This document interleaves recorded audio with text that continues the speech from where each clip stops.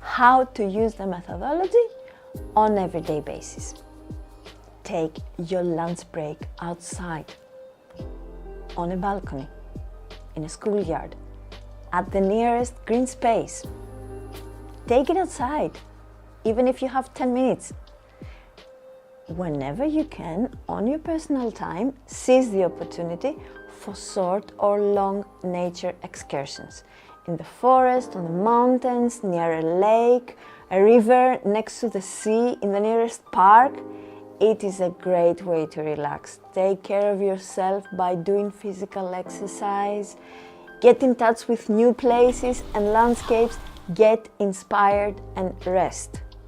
No rules. You want no rules, nothing. So be yourselves, do whatever you Be want. creative. Yeah.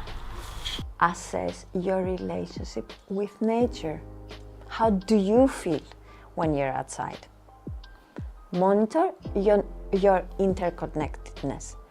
Pause for a bit and think, how often are you in flow when you're in contact with nature?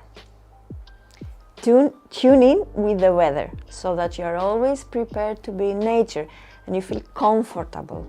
Every day outdoors is an adventure or it's an experience worth living.